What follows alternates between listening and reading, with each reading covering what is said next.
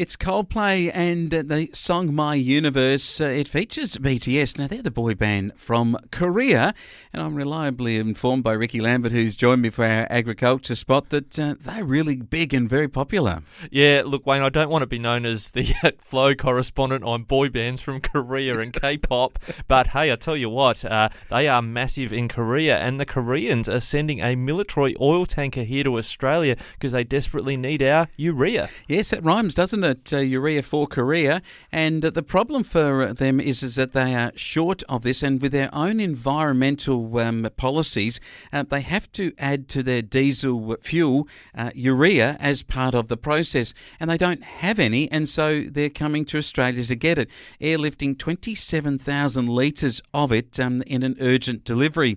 Now, this becomes an interesting topic of discussion because we introduced the situation at Leigh Creek, where there is a South Korean-backed huge plant using Australian, if you like, the gas that comes out of the coal seam at Leigh Creek to manufacture none other than urea. You can see why the Koreans are into urean production. Wayne, brilliant wordsmithing there, I have to say.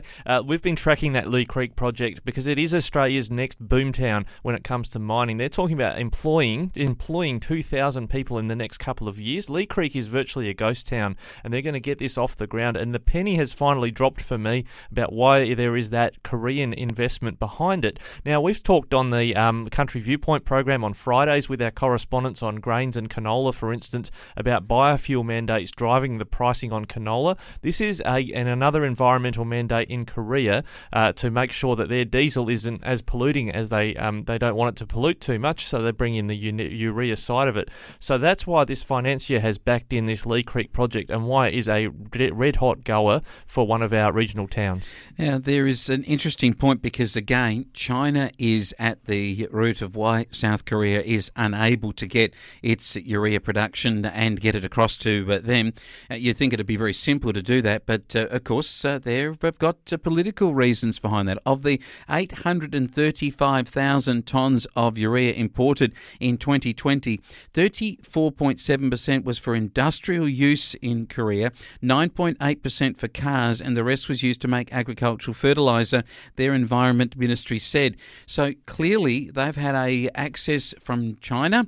They now don't have that. They're looking at alternatives for that, and Australia is an option, and we're an emergency option right now to fly this urea to Korea in this incredible situation. Yeah, absolutely. Good pick up, Wayne. And look, during the pandemic, they said toilet paper was the new buck coin, the new expensive commodity. It looks like fertiliser or urea is the new expensive commodity, as our farmers know. And that's why we think it's worth talking about here in our agriculture segment, because fertiliser input costs are so dire going into next season that farmers are being advised, say by Grain Growers Limited, to think and plan very carefully with their supplier about getting their urea and other fertilisers, because next season for your fertiliser spreading, it may be very difficult to source the supply. It certainly could be. South Korea has secured 200 tonnes en masse again from Vietnam, another of the Southeast Asian countries. So in a, alternative direction.